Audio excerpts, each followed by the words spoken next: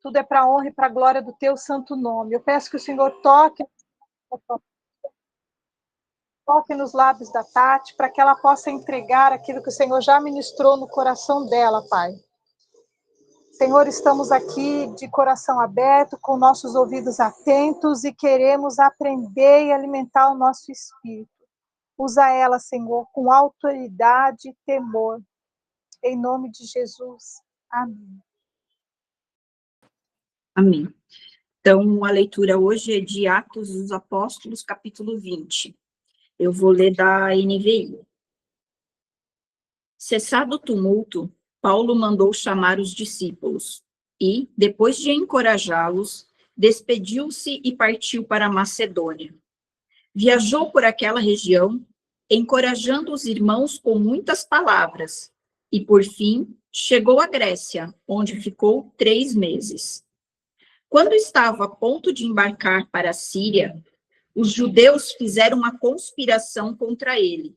Por isso, decidiu voltar pela Macedônia, sendo acompanhado por Sópatro, filho de Pirro, de Bereia, Aristarco e Secundo, de Tessalônica, Gaio, de Derbe, e Timóteo, além de Tíquico e Trófimo, da província da Ásia. Esses homens foram adiante e nos esperaram em Troade. Navegamos de Filipos após a festa dos pães sem fermento, e 5 dias depois nos reunimos com os outros em Troade, onde ficamos 7 dias. No primeiro dia da semana, reunimos-nos para partir o pão, e Paulo falou ao povo. Pretendendo partir no dia seguinte, continuou falando até a meia-noite. Havia muitas candeias no piso superior, onde estávamos reunidos. Um jovem chamado Eutico, que estava sentado numa janela, adormeceu profundamente durante o longo discurso de Paulo. Vencido pelo sono, caiu do 3º andar. Quando o levantaram, estava morto. Paulo desceu, inclinou-se sobre o rapaz e o abraçou, dizendo: Não fiquem alarmados. Ele está vivo. Então subiu novamente, partiu o pão e comeu. Depois continuou a falar até o amanhecer e foi embora. Levaram vivo o jovem, o que muito os consolou. Quanto a nós, fomos até o navio e embarcamos para Assos, onde iríamos receber Paulo a bordo. Assim ele tinha determinado, tendo preferido ir a pé. Quando nos encontrou em Assos, nós o recebemos a bordo e prosseguimos até Mitilene. No dia seguinte, navegamos dali e chegamos de fronte de Quio. E no outro dia, atravessamos para Samos. E um dia depois, chegamos a Mileto. Paulo tinha decidido não aportar em Éfeso, para não se demorar na província da Ásia, pois estava com pressa de chegar a Jerusalém, se possível, antes do dia de Pentecoste. De Mileto, Paulo mandou chamar os presbíteros da igreja de Éfeso. Quando chegaram, ele lhes disse: Vocês sabem como vivi todo o tempo em que estive com vocês, desde o primeiro dia em que cheguei à província da Ásia. Servi ao Senhor com toda a humildade e com lágrimas, sendo severamente provado pelas conspirações dos judeus. Vocês sabem que não deixei de pregar-lhes nada que fosse proveitoso, mas ensinei-lhes tudo publicamente e de casa em casa. Testifiquei tanto a judeus como a gregos, que eles precisam converter-se a Deus com arrependimento e fé em nosso Senhor Jesus Cristo. Agora, compelido pelo Espírito, estou indo para Jerusalém, sem saber o que me acontecerá ali. Só sei que em todas as cidades o Espírito Santo me avisa que prisões e sofrimentos me esperam. Todavia, não me importo, nem considero a minha vida de valor algum para mim mesmo, se tão somente puder terminar a corrida e completar o ministério que o Senhor Jesus me confiou, de testemunhar do Evangelho da graça de Deus. Agora sei que nenhum de vocês, entre os quais passei pregando o reino, verá novamente a minha face. Portanto, eu lhes declaro hoje que estou inocente do sangue de todos, pois não deixei de proclamar-lhes toda a vontade de Deus. Cuidem de vocês mesmos e de todo o rebanho sobre o qual o Espírito Santo os colocou como bispos, para pastorearem a igreja de Deus, que ele comprou com o seu próprio sangue. Sei que, depois da minha partida, lobos ferozes penetrarão no meio de vocês e não pouparão o rebanho. E dentre vocês mesmos se levantarão homens que torcerão a verdade, a fim de atrair os discípulos. Por isso, vigiem. Lembre-se de que durante 3 anos jamais cessei de advertir cada um de vocês disso, noite e dia, com lágrimas. Agora eu os entrego a Deus e a palavra da sua graça, que pode edificá-los e dar-lhes herança entre todos os que são santificados. Não cobicei a prata, nem o ouro, nem as roupas de ninguém. Vocês mesmos sabem que estas minhas mãos supriram minhas necessidades e a dos meus companheiros. Eu, em tudo que fiz, mostrei-lhe que, mediante trabalho árduo, devemos ajudar os fracos, lembrando as palavras do próprio Jesus que disse: há maior felicidade em dar do que em receber. Tendo dito isso, ajoelhou-se com todos eles e orou. Todos choraram muito e, abraçando-o, o beijavam. O que mais os entristeceu foi a declaração de que nunca mais veriam a sua face. Então, o acompanharam até o navio. Eu confesso que a primeira vez, agora, quando eu estava estudando, a primeira vez que eu li aqui, eu chorei.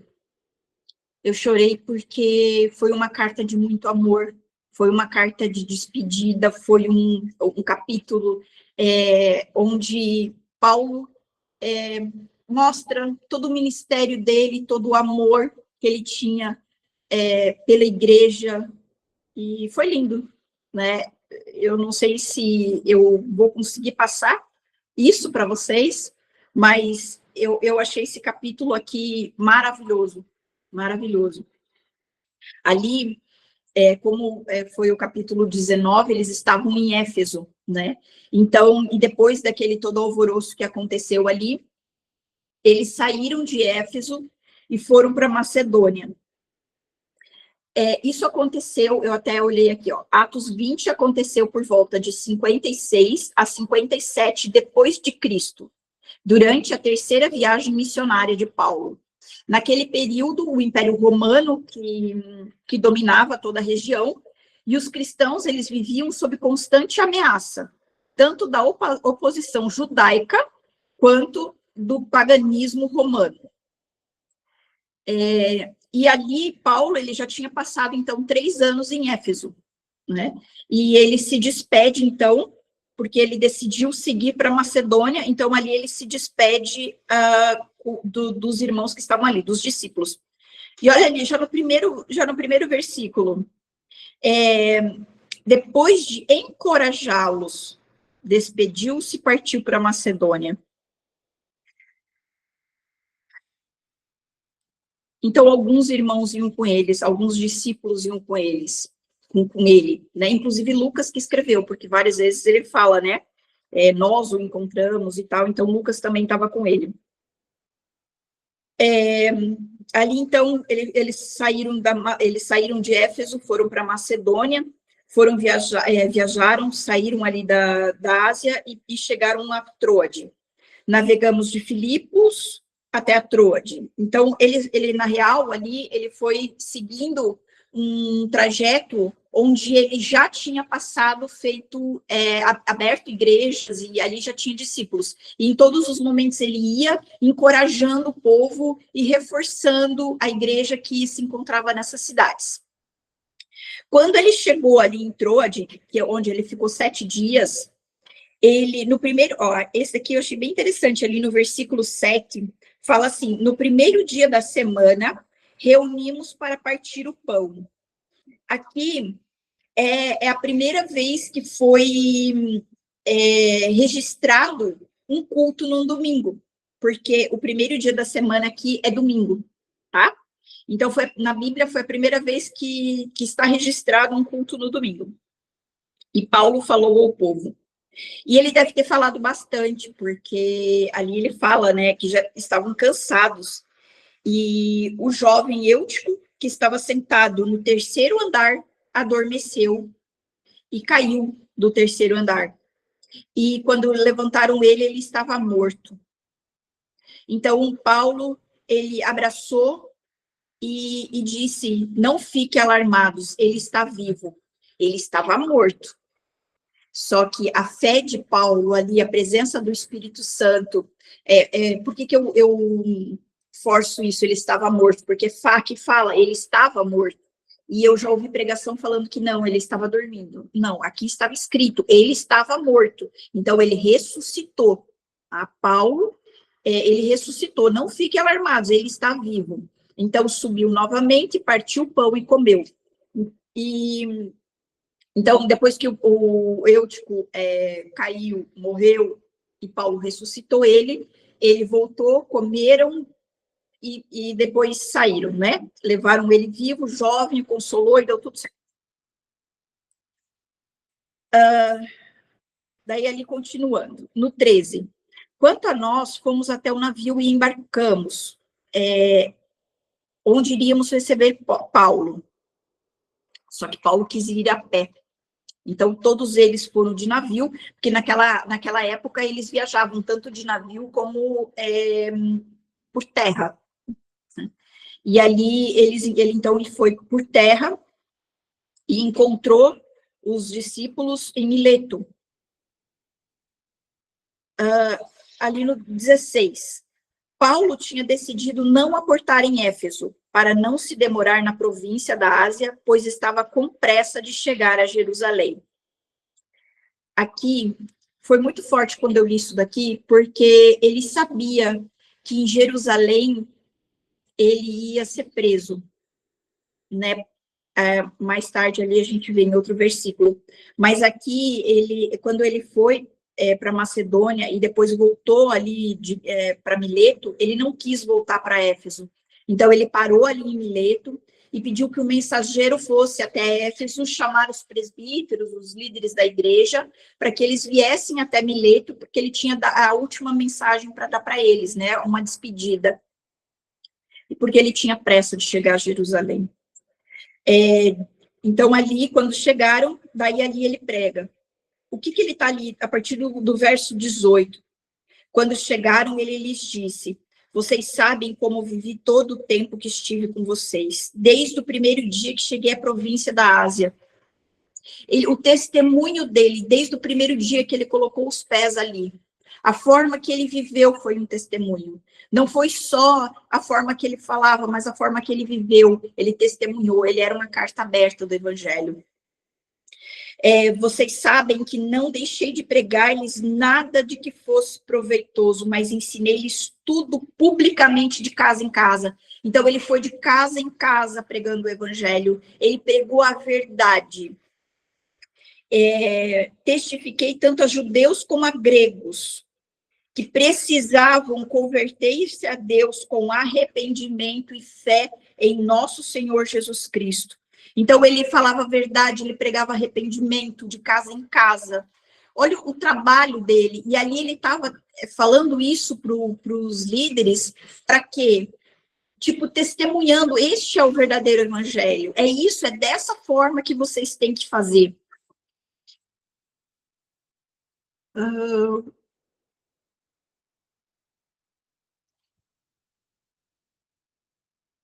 Tá? E pregando o arrependimento. Aí, ali no 22, Agora, compelido pelo Espírito, eu estou indo para Jerusalém, sem saber o que me acontecerá ali. Só sei que, em todas as cidades, o Espírito Santo me avisa que prisões e sofrimentos me esperam. Ele não sabia o que ia acontecer, ele não sabia para quem ele ia pregar, ele não sabia exatamente o que ia acontecer, mas ele só sabia, o Espírito Santo ele só tinha revelado que haveria prisões e haveria sofrimento. Então, ele estava ansioso para ir para lá. Enfim, 24. Todavia, não me importo, nem considero a minha vida de valor algum para mim mesmo. Se tão somente puder terminar a corrida e completar o ministério que o Senhor Jesus me confiou, de testemunhar do evangelho da graça de Deus. Eu não me importo com a minha vida. Eu só me importo de pregar a graça, pregar o evangelho, terminar a corrida, cumprir o propósito que Deus tem para mim. Eu não me importo se eu vou sofrer ou se eu não vou sofrer, eu não me importo o que vai acontecer comigo, porque nada da minha vida não é valiosa. A minha vida é valiosa somente porque o que eu carrego é o evangelho. Que amor é esse, gente? Que amor é esse? Que fé, que graça é essa?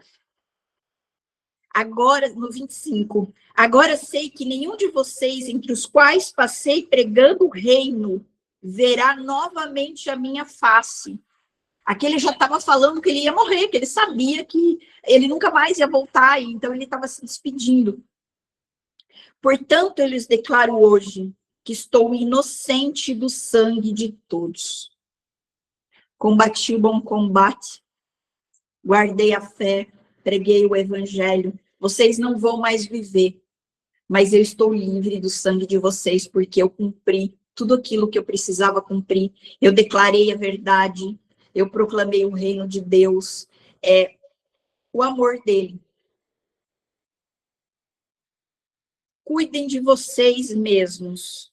Aqui ele está instruindo os líderes. Cuidem de vocês mesmos e de todo o rebanho sobre o qual o Espírito Santo os colocou como bispos para pastorearem a igreja de Deus, que ele comprou com o seu próprio sangue. Gente, que forte isso. Cuidem de vocês, cuidem das ovelhas que Jesus comprou com o seu próprio sangue. Ele comprou com o sangue e entregou para vocês, líderes, que vocês tenham esse amor, esse temor e pregar a verdade. Ele estava ali instruindo, cuidem do rebanho. Sei que, no 29, sei que depois da minha partida, lobos ferozes penetrarão no meio de vocês e não pouparão o rebanho.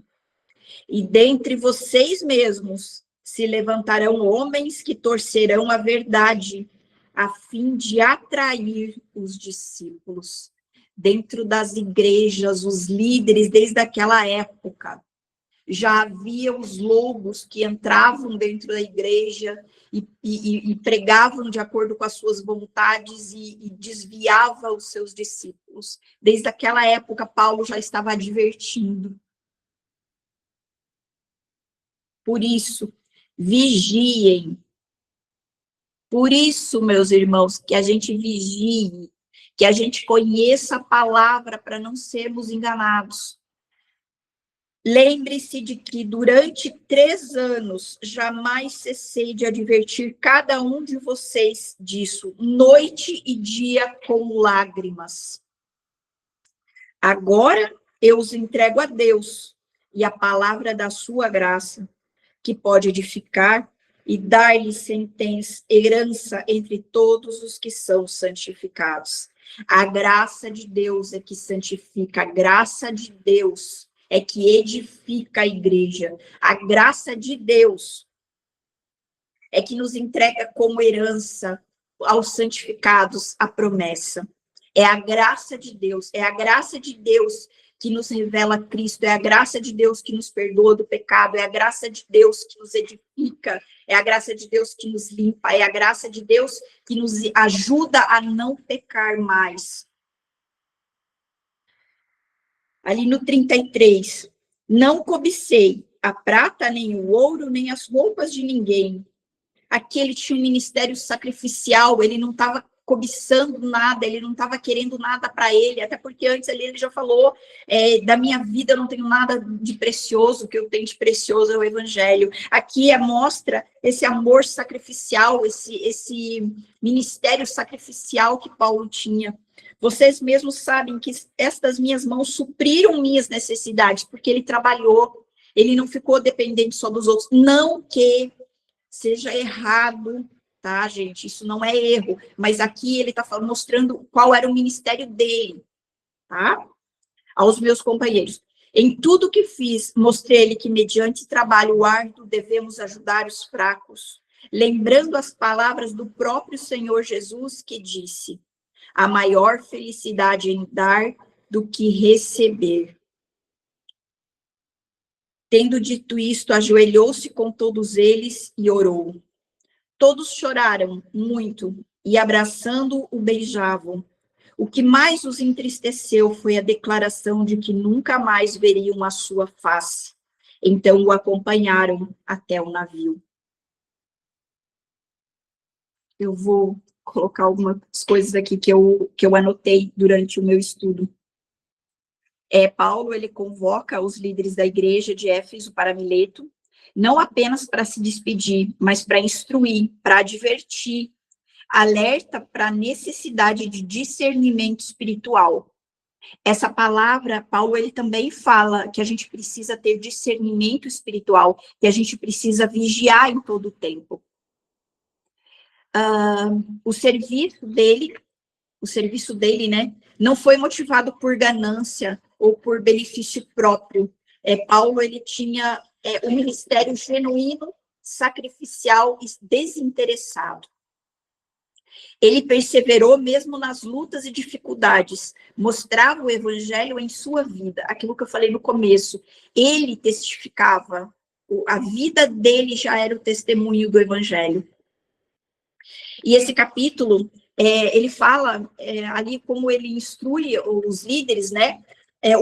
O modelo de pastoreio, a forma que ele tinha que cuidar dele e cuidar também das ovelhas que Deus entregou para eles, a vigilância, a integridade, o alimentar com a palavra e como proteger de influências malignas. Então, ele estava instruindo tudo isso, mas sempre falando assim, como eu fiz, vocês façam também. Eu fiz isso, esse é o caminho para vocês fazerem. E eu entendo isso também como algo para nós. Se Paulo, ele conseguiu, a gente também consegue. Por quê? Porque é a graça que nos ajuda, é o sangue de Jesus que nos ajuda. Então, a gente não pode perder essa presença, a gente não pode perder essa fé de que Deus está ali, e é Jesus que está fazendo tudo, é pela graça.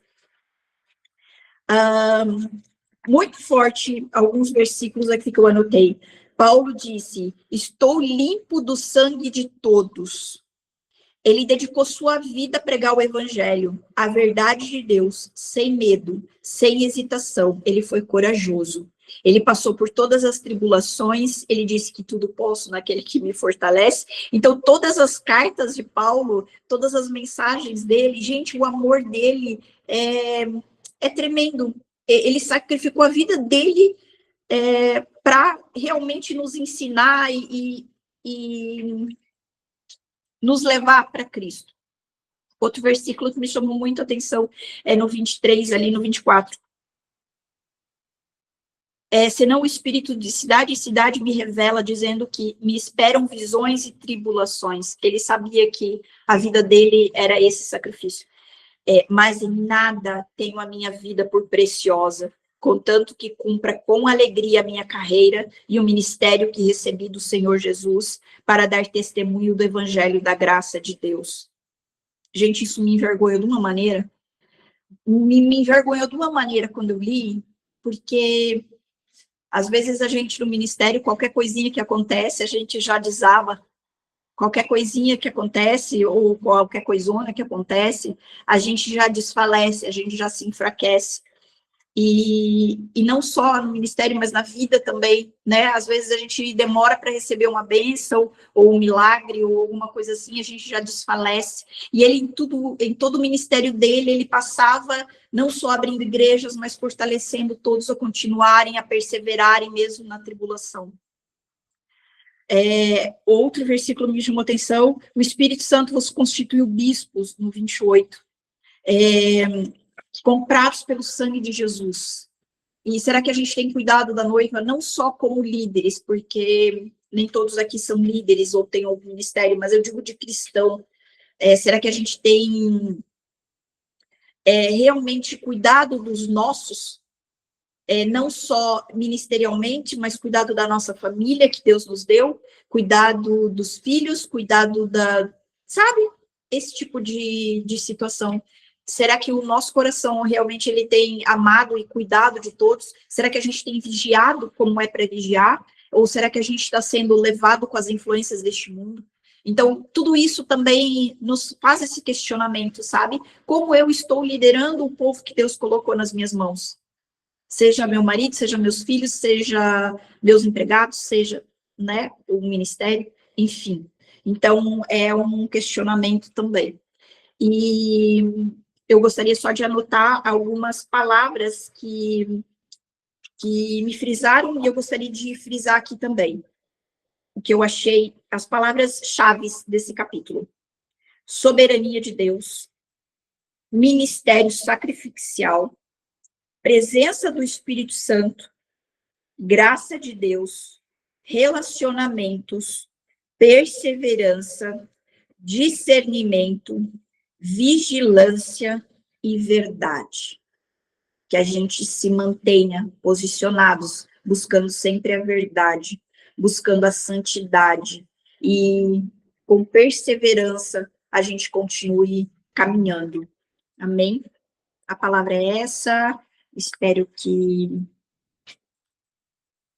o Espírito Santo continue ministrando no coração, em cada um, e que essa palavra realmente seja lida com temor, com amor e com gratidão, porque se não fosse o evangelho, se não fosse essa graça, se não fosse o ministério de Paulo, talvez a gente não teria esse exemplo, porque ele foi pleno em tudo que ele fez, tanto que essas cartas, tudo aqui, a Bíblia, foi por causa do ministério dele, né? Foi pela graça e misericórdia de Deus. Amém?